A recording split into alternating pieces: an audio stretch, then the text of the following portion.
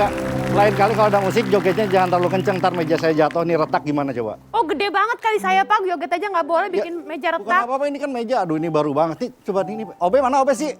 Ini air putih, nggak ada kopi apa? Nggak usah, jangan deket, jaga jarak. Nggak ini Obe-nya mana Obe? Pokoknya ini pulpen segala macam nggak ada. Bapak kemarin baru mencat OB. Hah? Bapak kemarin baru mencat OB. Masukin lagi biar saya pecat lagi. Gimana ceritanya Ini masuk-masuk? pokoknya Obe masuk Ini sombong kopi. banget sih. Nah, Baru ini kopi dikit. Aduh, ini kenapa Obe-nya pakai begini kemarin pakai rok? Namanya juga OB. OB office boy, masa Oh, iya. pakai rok? Oke, itu ya. Oke. Pak, Bapak kenapa sih sombong banget?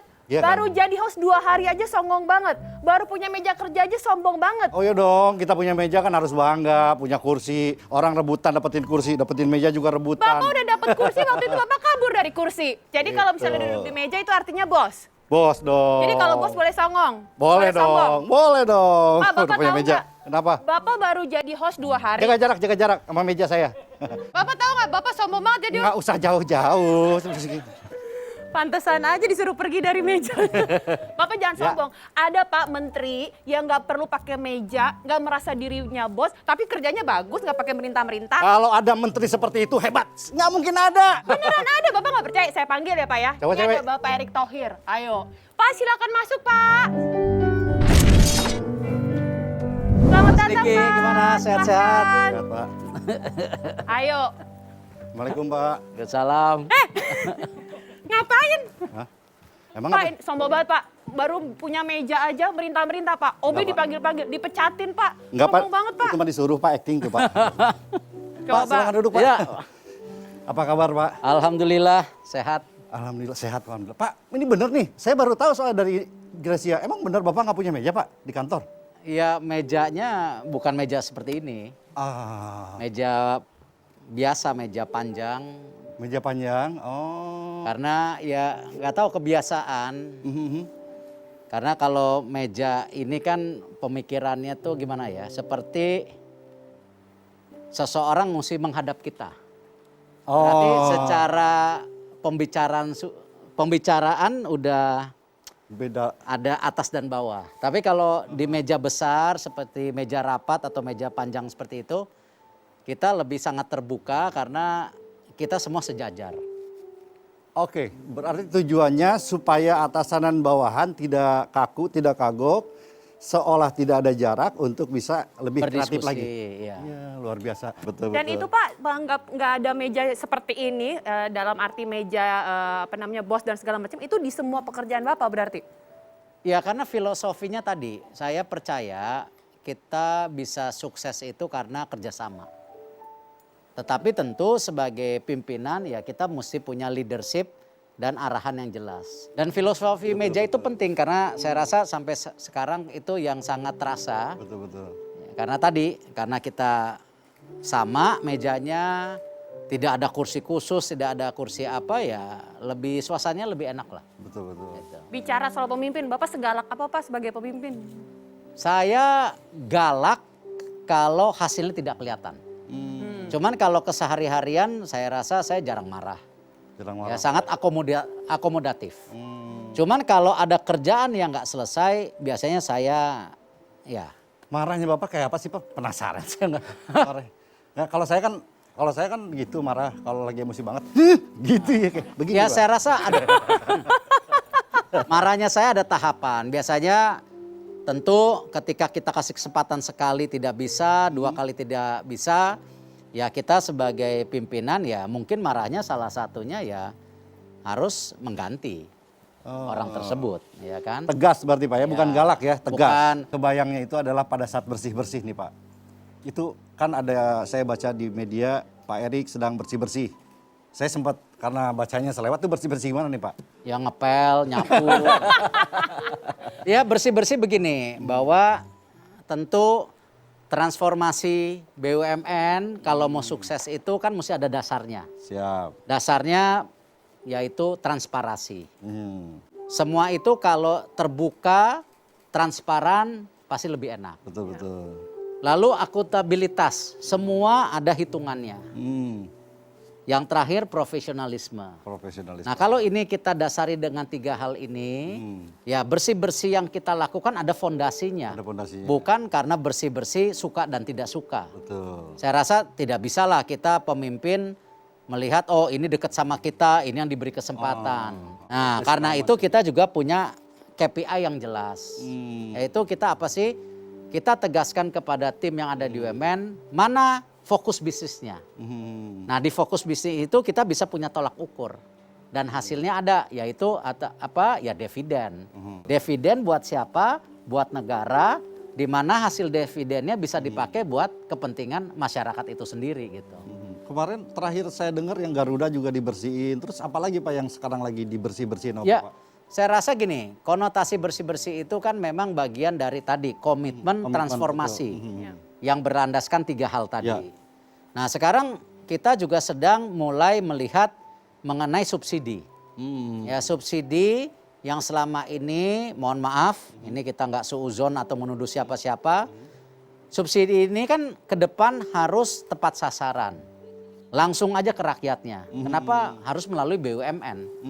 Kan bisa langsung. Betul. Nah dengan itu juga dengan data yang baik, subsidi itu bisa langsung terlaksanakan. Betul. Nah sekarang ini kadang-kadang banyak data-data yang mungkin tidak sinkron. Sehingga gray area atau daerah abu-abu itu yang mengakibatkan bisa salah sasaran. Nah bagaimana sekarang kita harus berpikir positif, salah sasarannya ini harus kita perkecil. Supaya program pemerintah langsung dirasakan kepada rakyatnya. Betul. Nah BUMN tentu kita harus membantu ya dengan infrastrukturnya. Makanya program yang fondasi yang kita pentingkan di BUMN tentu bukan hanya sistem dengan apa, yang paling penting kan hati. Betul. Makanya kita selalu bilang akhlak. Akhlak. Yang utama akhlak itu penting gitu. Ini kan berdasarkan survei dari Indobarometer, katanya aksi bersih-bersih Bapak inilah yang akhirnya Bapak dapat penghargaan, betul ya Pak?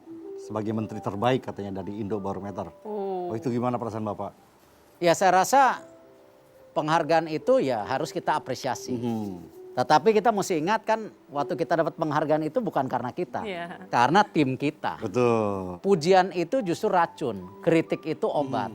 Tuh, madu lah ya. Ya, dan tadi kalau kita mohon maaf di posisi yang baik, ya selalu dipuji-puji. Biasanya ego kita makin tinggi. Makin tinggi. Akhirnya malah kita tidak mendengarkan orang lain, tidak bisa bekerja sama. Ya, nah ini yang saya rasa penting bagaimana seorang pemimpin sendiri harus punya kekuatan leader sebagai teamwork. Tapi aku penasaran nih, sebagai seorang menteri yang sibuk, yang suka mobile kesana sini, apa sih yang kira-kira selalu Pak Erick Thohir bawa di sakunya? Jangan kemana-mana, tetap di Talk Show with BHM.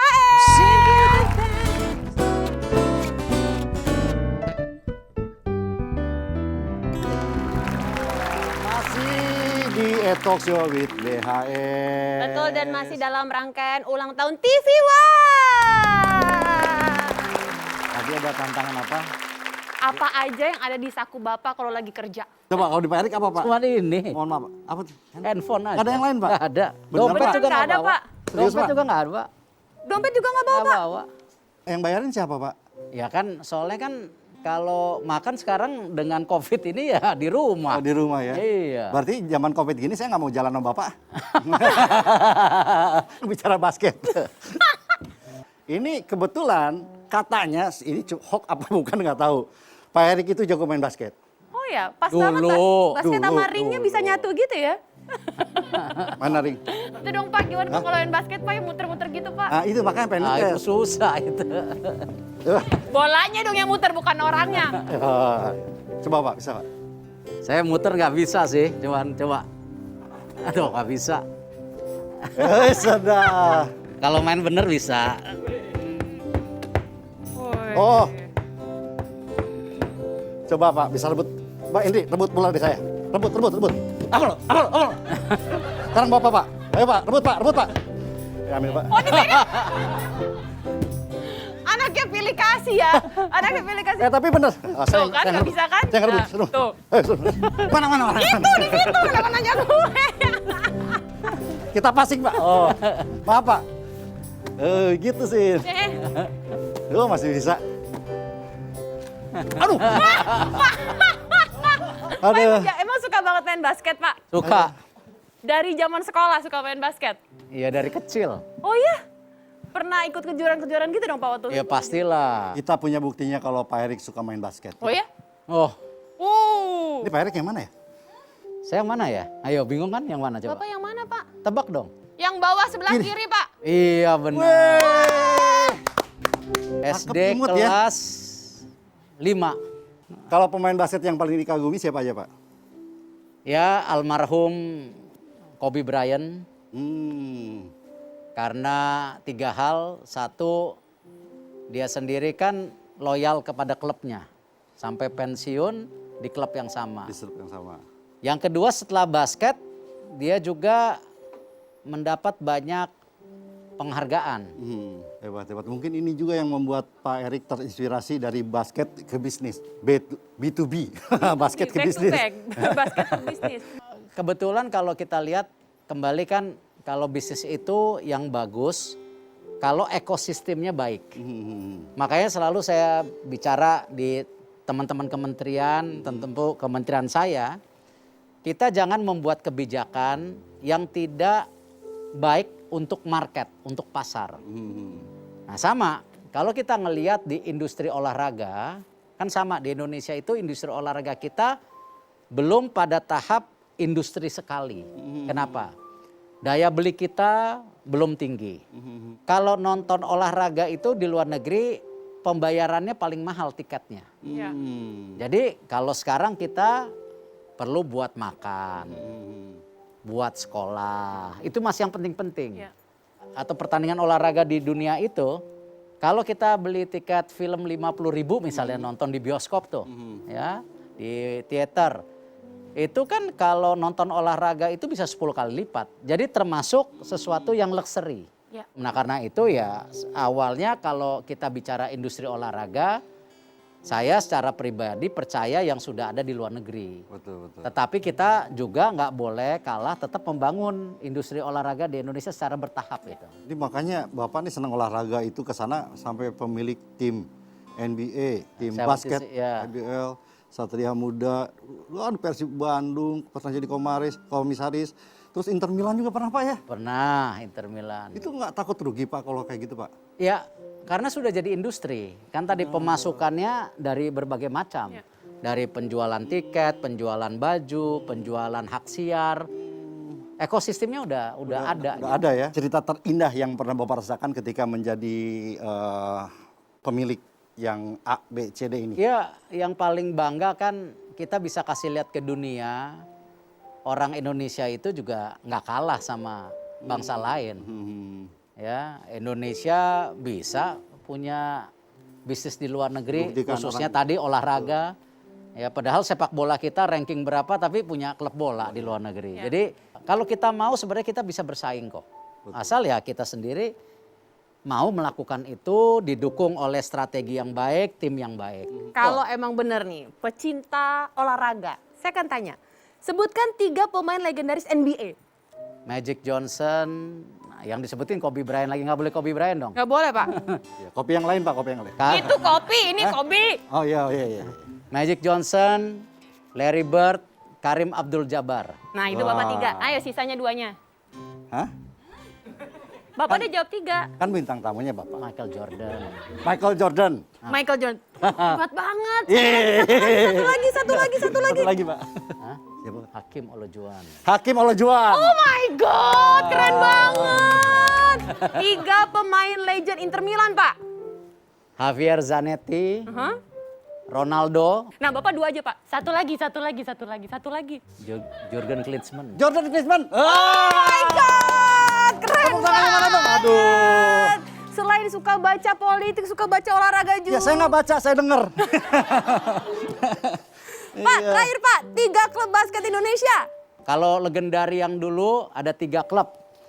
Indonesia Muda, Aspak, Panasya. Nah, sebutin pemain yang ada di Indonesia Muda, ayo.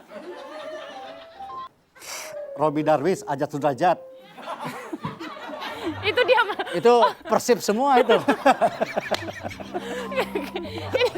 Tepuk tangan Ya. dong. Ya, jangan kemana-mana, tapi kita with BHM.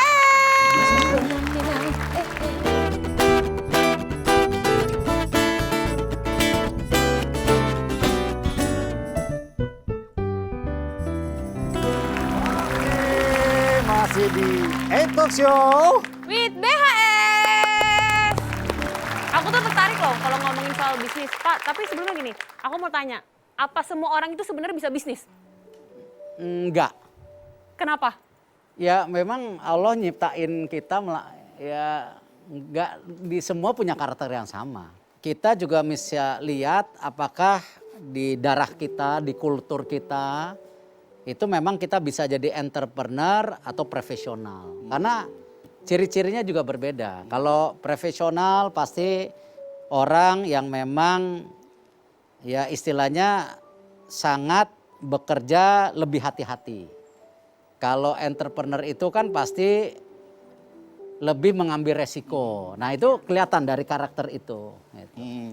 Tapi ya kita sepakat, kita harus memperbanyak entrepreneur. Oke. Karena kenapa? Ya Indonesia perlu pembukaan lapangan kerja. Nah salah satunya ya kalau banyak pengusaha menciptakan lapangan kerja itu menjadi keseimbangan. Tidak hanya itu hanya peran pemerintah. Kesempatan usaha ini bisa bebas, bisa misalnya usaha biji karet juga bisa.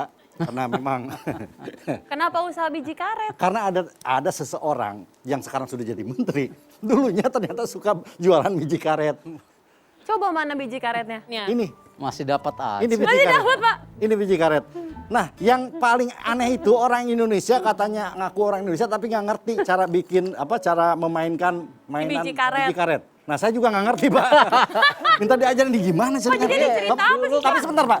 Ini beneran nih, Pak. Beneran nih, Bapak jualan. Beneran. Serius, Pak. Bukan hoax, bukan. Bukan hoax. Coba, Pak, ini coba, Pak. Ini beneran. mainnya gimana, Pak? Ya kan dulu mainnya cuma ditaruh gini. Iya. Terus diadu gitu. Diadu. Gitu. Terus nanti kalau yang pecah yang mana itu yang kalah. Kita pilih, ini pilih yang mana, Ri? Pak Erik pilih satu, coba kita pilih yang bagus yang mana. Satu. Tapi aku harus tanya sama ibuku dulu mana yang bagus. Emang ibu tahu biji? Oh tahu Karet. lah, ibu aku berpengalaman. Ayam, Bapak ayam. Ya Bapak. Oh menang. Tuh yang ini kalah gitu. Henry pilih Ri. Coba kamu yang ini. Aku yang ini. Kamu mau di atas mau di bawah? Enakan di atas apa di bawah? Biasanya enakan di atas apa di bawah, Pak? Kalau yang menangan yang di atas. Atas aja. Aku di atas. Terus Ya, terus dituk gitu. pukul gini, Pak ya? Nah, Pokoknya yang kenceng jangan begini pakai mana ini, bisa. Pak, ya? ini. Pakai ini bener. Tuh. Pak, bener kan yang di atas menang? Oke, mulai sekarang aku akan di atas. Main ini, main biji karet. Pak, jadi ini ada cerita apa Pak? Dulu bisnis ini atau gimana sih Pak? Iya. Enggak, waktu kecil-kecil belum ada yang namanya mainan game online. Kita dulu kan main bulu tangkis, main benteng, Iya. main takadal, ya kan? Yang kayak kasti. Kasti, iya. Salah satunya ini juga mainan ya cuman truk gitu aja. Ya kebetulan waktu itu kita lagi main-main di belakang di rumah tetangga. Kalau dulu kan antara kita dan tetangga akrab. Kalau Betul, sekarang kan nggak sekarang kenal. mah- Kebetulan kita lagi main-main. Ada bapak-bapak jualan biji karet. Udah sore. Kasian. Saya sama teman-teman bilang, Pak, biji karetnya dijual. Jual. Berapa kalau sekarung? Gitu. Langsung mau belinya sekarang lagi. Sekarung. Iya.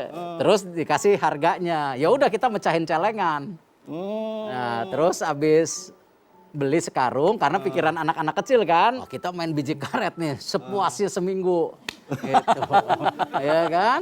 Nah, udah main lama-lama bosen kan? Udah seminggu, masih sisa biji karetnya. Ya udah, kita jual aja. Kebetulan di dekat rumah tuh ada lapangan PSPT, lapangan Tebet dulu. Oh iya betul. Ada lapangan sepak bola, di belakangnya ada SD.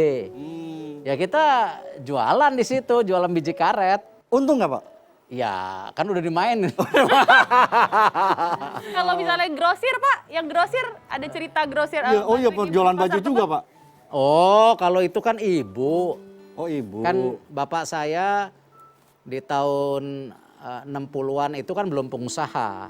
Masih kerja sama orang. Kan bapak saya memang orang nggak punya. Memang orang miskin. Dia merantau dari Gunung Sugih, dari Lampung ke Tanjung Karang itu umur 11 tahun.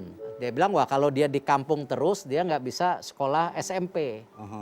Sedangkan dia mau SMP, SMA. Jadi dia merantau ke Tanjung Karang, ya ceritanya bisa jam-jaman. Pokoknya dia akhirnya sampai, dia bisa sekolah, terus merantau ke Jawa. Pada perjalanan hidupnya ya ibu saya bantu bapak saya jualan baju di pasar Tebet Barat. Kalau pulang sekolah ya suka nemenin ibu lah. Kan ibunya jualan. Jualan biji karet Pak di tempat grosir. Enggak lain Wah, lagi. beda cerita itu. Kirain masih. Enggak. Tapi bicara soal ayah kita punya foto ini nih. Nah, Iya. ini Bapak Pak. Iya. Almarhum bapak saya Muhammad Thohir. Bapak sama ibu beda lah. Kalau ibu itu lebih disiplin. Jadi Malah ibu yang lebih disiplin Pak. ibu sangat disiplin. Jadi jamnya mandi, jamnya buat PR gitu. Nah kalau bapak itu memang karena dia banting tulang dari kecil, cita-citanya itu salah satunya ngebahagiain keluarga gitu. Jadi dia selalu tuh pulang kantor pasti teriak-teriak. Mana anak saya? Erik gitu. Oh gitu ya. Rika, Boy gitu. Kangen gitu ya. Jadi banyak lah dia ngajarin kita bagaimana kita itu harus kalau mau dipercaya sama orang ya namanya kita harus baik. Terus kita harus punya juga expertise artinya keahlian. Karena kalau kita punya keahlian orang akan apresiasi. Nah yang nggak kalah pentingnya ini ada hubungan dengan meja tadi. Bapak saya selalu ngajarin kalau kita mau dihargain orang, kita harus menghargai orang lebih dahulu. Nah meja tadi sebenarnya filosofi dari situ. Kenapa? Ya kalau kita duduk sama rata, berbicara sama kan beda. Betul. Dibandingkan seseorang musuh menghadap. Ini transpirasi saya Pak. Tolong kru nanti besok meja buang aja nih. Atau Biar nggak- ganti yang lebih besar. Atau kalau mau yang gitu ya Pak, yang buat meeting ya Pak, panjang banget. Kalau bapak saya tuh banyak memberikan inspirasi. Setiap ada uang gitu dari kecil ya pas-pasan, tapi dia ajak ke luar negeri. Terus kita tanya, loh kenapa? Ya ngelihat bangsa lain. Loh lihat nih, bersih. Masa di Indonesia nggak bisa bersih? Jadi dia mengajarkan kita itu dengan sesuatu yang nyata. Dan nggak sadar kita ngobrol sebetulnya biasanya kita bercanda-canda aja tapi ini banyak sekali hal yang membuat kita menjadi inspirasi. Ya sama-sama. Makanya jangan kemana-mana ya pemirsa, kita balik lagi setelah satu ini tetap di E-Talk Show with BHS.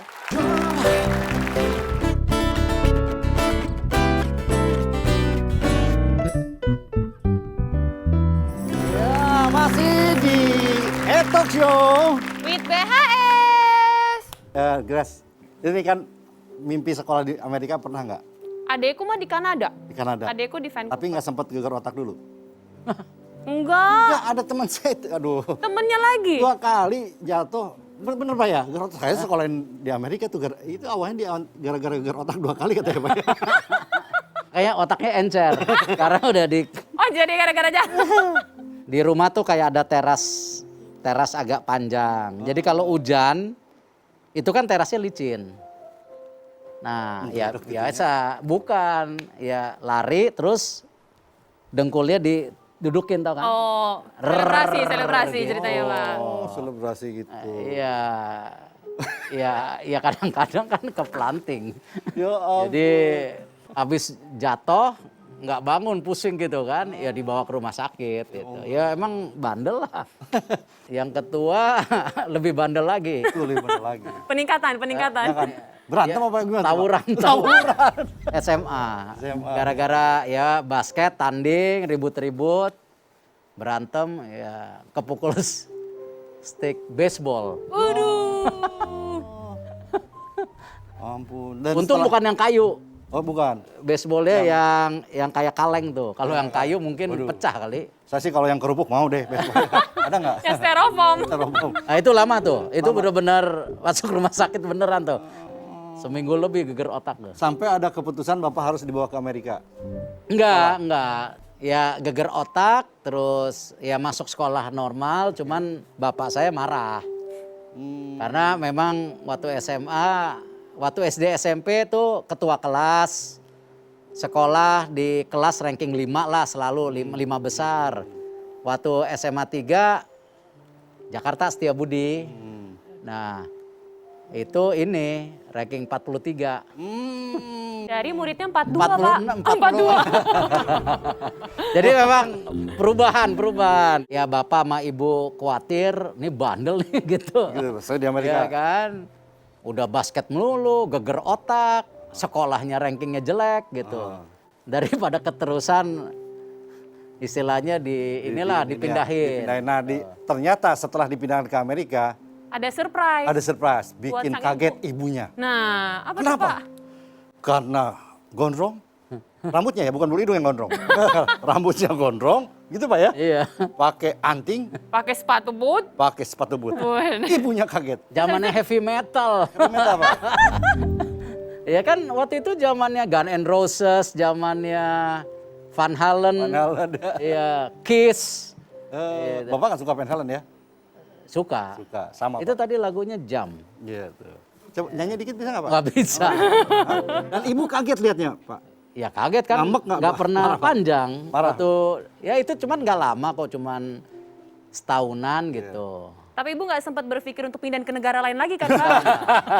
Ya kaget lah. Tapi pasti ibu pasti marah karena saya juga marah kalau misalnya punya anak di sekolahin ke luar. Ya bukan, pergi rambut pendek, sampai sana pendek, rambut gondrong. Gondrong. Masih mending lah pakai baju rocker kalau pakai daster kan repot gitu kan. Iya kan. Saya rasa takutnya pakai daster tuh. Iya Pak. Bukan Kaget pakai pakai daster. rockers, justru Langsung takutnya keluar. daster dia tuh. Ibu aja yang pindah. Nah ini ada foto Bapak dengan Sandi sama Lutfi. Pak Sandi sama Lutfi. Yang di tengah istrinya Sandi Nur. Ini ketemunya di Amerika, Pak, malahan, Pak. Di Boston. Waktu itu Sandi sekolah di Wichita, Lutfi di Purdue, saya di LA. Saat itu ada liburan Thanksgiving atau apa gitu kalau di Amerika kan ada. Nah, terus ya kita pada janjian ke sana. Tapi sama Pak Sandi pernah satu SD Pak dulu ya? Sebenarnya enggak. Jadi gini, ini yang orang kadang-kadang ketuker-tuker ceritanya. Jadi saya sama Lutfi tuh main basket di Indonesia Muda. Nah, ketemu Lutfi itu main basket. Karena sama-sama pemain basket ini. Ya. Terus ketemu lagi sama Lutfi di Amerika. Nah, kalau Sandi itu dia saya di Indonesia Muda, Sandi itu klubnya CS Citra Satria. Pemain basket juga? Basket Main juga, basket. basket Nah, juga. kita tanding. Kenalnya sebenarnya semua gara-gara basket. Semuanya gara-gara basket. Cuman memang deketnya ya waktu karena kuliah semua di Amerika. Jadi kita tidak pernah satu sekolah. Itu tahun berapa Pak? Ya 92. Aduh salah, saya main gundu, coba main basket tapi ketemu. Sudah jadi menteri, terus habis itu punya cerita di masa lalu bareng-bareng main basket. Nah, sekarang masih punya grup WhatsApp kah untuk membicarakan masa lalu? Grup WhatsApp. Arisan saya Pak. Arisan, Pak? Ya enggak, kalau grup WhatsApp ya ada. Tapi sekarang grup WhatsApp tuh banyak lah. Enggak, saya rasa kalau kita bicara, apalagi sekarang menteri gitu ya, tentu kita ketika bicara sebagai kementerian akan lebih formal. Ya. Kita bertemu nih. Ya cuman kalau telepon-teleponan ya bro aja. Ya. Bro. Obrolan terakhir apa Pak? Kenapa? Obrolan terakhir bukan sebagai menteri ya, sebagai teman.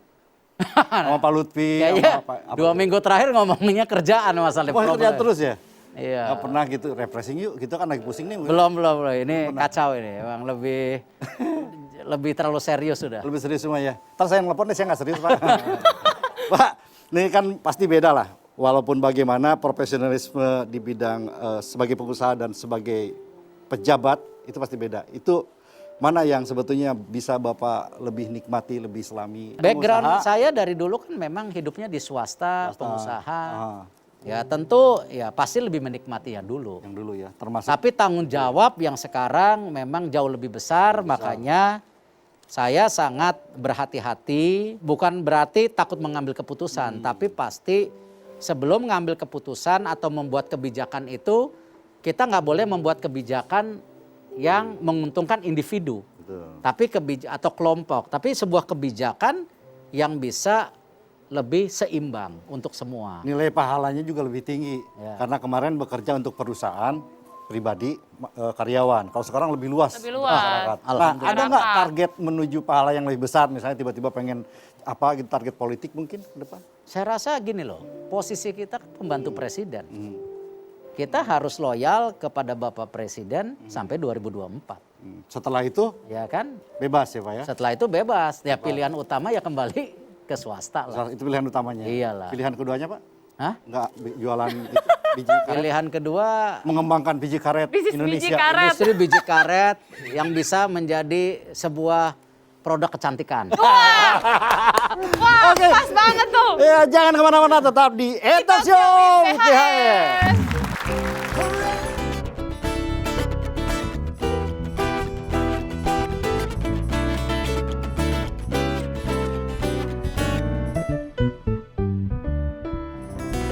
Masih di Etok Show. IPHS. Selain jadi menteri, Pak Erik juga sekarang sudah diberikan tugas yang tentunya buat saya pribadi dan banyak masyarakat itu bukan tugas yang kecil. Tugas yang berat karena menjadi ketua pelaksana Komite Penanganan COVID-19 dan Pemulihan Ekonomi Nasional. Setelah Pak Jokowi menjadi orang pertama yang divaksin, langkah kedepannya apa nih Pak? Ya, kan sekarang prioritas utama sekarang nakes dulu. Ya. Kemarin sudah terkirim 3 juta vaksin untuk 1,5 juta nakes. Lalu kemarin juga kita sudah kedatangan 15 juta dan terakhir 11 juta, berarti 26 juta.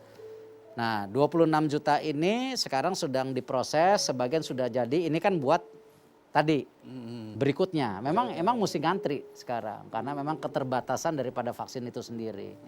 Tapi percayalah bahwa pemerintah sesuai dengan tadi arahan Bapak Presiden kan semua rakyat gratis ya untuk divaksin. Tapi kan kembali, ini yang paling penting kadang-kadang kita semua lupa. Apakah setelah divaksin bebas-bebas saja? Tidak.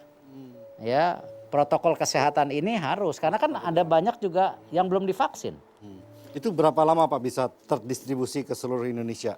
Bagaimana kita bisa divaksinasi itu tidak lebih dari setahun. Tidak lebih dari setahun. Ya, maksudnya semua ini divaksin tidak lebih dari setahun. Nah, ini kita sedang bekerja keras.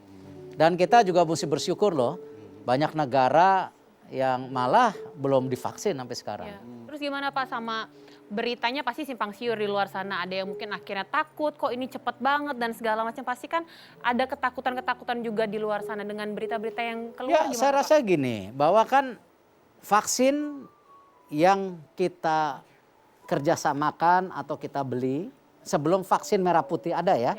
Karena kan kita sedang membuat vaksin merah putih juga, di mana kami BUMN bekerja sama dengan 7 institusi, ya didampingi Menteri Kesehatan dan juga BRIN, Menristek. Kita coba bikin vaksin merah putih. Tetapi sebelum ini ada, kita juga harus membuat atau membeli vaksin yang sesuai dengan standar WHO, yang sudah melalui uji klinis. Jadi bukan beli sembarangan beli. Tidak mungkin kita berhasil menangani COVID kalau rakyat dan pemerintahnya tidak bersama-sama, tidak gotong royong. Kakak saya ya yang laki-laki terkena COVID sampai ICU. Kakak saya yang perempuan baru 2 hari yang lalu keluar dari rumah sakit. Ini nyata. Jadi bukan sesuatu yang kadang-kadang dibilangnya kurang apa? Erick Thohir loh yang ngerti vaksin, ngerti nanganin gitu bersama-sama Pak Menteri Kesehatan dan lain-lain. Keluarganya aja kena. Memang ya ini rahasia Allah yang harus kita jalanin.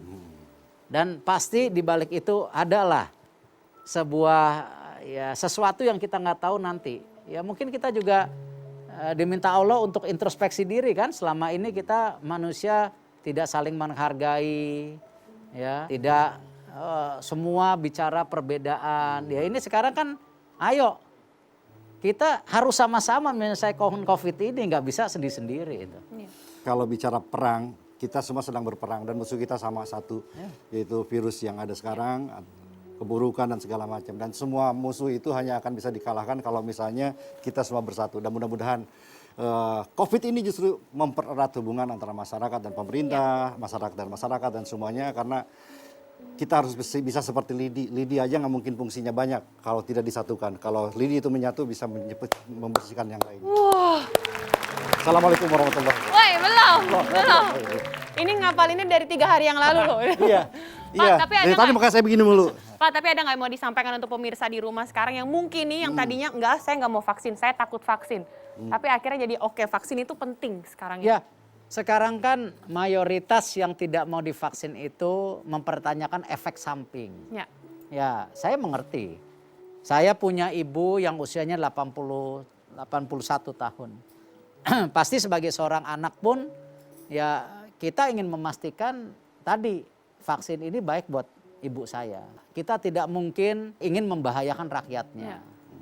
Nah, karena itu saya sangat berharap ya program vaksinasi ini bukan, mohon maaf, yang ditakut-takutin, oh di dalamnya ada chip gitu. Enggak ada chipnya, mau chipnya di mana gitu. Yang ada chip di film zaman dulu kan. Chip Warkop. yang dulu ada tuh, ya kan. Nah, jadi ini memang kita ingin menargetkan 70% penduduk Indonesia itu tervaksin supaya ada herd immunity. Ya. Dengan segala kerendahan hati, ya kami dari pemerintah tidak sempurna, kita banyak kekurangannya. Ya, sempurna milik Allah Subhanahu wa taala. Ya, kita akan buat terbaik. Yang terbaik. Oke, terbaik. luar biasa. Saya siap divaksin kalau gitu Pak, tapi Ya. saya yakin kalau misalnya kunci dari semua ini ya kan dengan protokol kesehatan yang paling penting dan paling utama lagi adalah bahagia, betul? Bahagia Nah, betul. Caranya gimana tuh bahagia? Kalau bahagia itu salah satu cara adalah pertanyaan cepat yang harus Bapak jawab tanpa pikir. Waduh, Nah, ya Pak. Kok siang-siang susah banget tidurnya. Sebutkan barang yang selalu ada di mobil. Di mobil, Ya, tas saya, tas. minuman air putih. Minuman air putih harus. Lagi Pak, sebutkan hal yang Bapak ucapkan ketika Bapak kaget. Oh, astagfirullah. Oh ini baik nih. Nah, iya, ya. Sebutkan yang Anda ucapkan kalau Anda kaget. Ayam ya kan? Segitu. Oke Pak, terakhir nih. Sebutkan 3 hal tentang politik. Wah, keseimbangan, kesetaraan, dan kerakyatan. Oh. Sebutkan 3 hal tentang Bapak Erick Thohir. Saya berusaha bekerja yang terbaik. Kedua, jaga nama. Yang ketiga, ingin selalu dekat dengan keluarga. Yeay! Tadinya saya pikir, wah nih ada Pak Menteri tegang nih kan. Aduh, ternyata alhamdulillah Pak Menteri. Tapi sebenarnya kita nggak perlu tegang karena kita juga mau merayakan ulang tahunnya TV One yang ke-13. Iya. Harus sih, saya pegang aja ya. Oh iya. Pak, harapan dong Pak buat TV One Pak. Baik, ini ulang tahun TV One yang ke-13 Pak. Oke. Harapan dong Pak untuk Erick yang TV bikin One harapan di buat tengah TV One. pandemi ini Pak. Ya, saya berharap TV One menjadi media berita nomor 1 di televisi. Amin. Tetap kritis, tetapi tentu bagaimana kritis itu memberikan solusi. Membangun bangsa kita yang saat ini tentu penuh dengan tantangan. Amin, amin. Tepuk tangan dong buat teman-teman TV One semuanya. Sekali lagi selamat ulang tahun untuk TV One.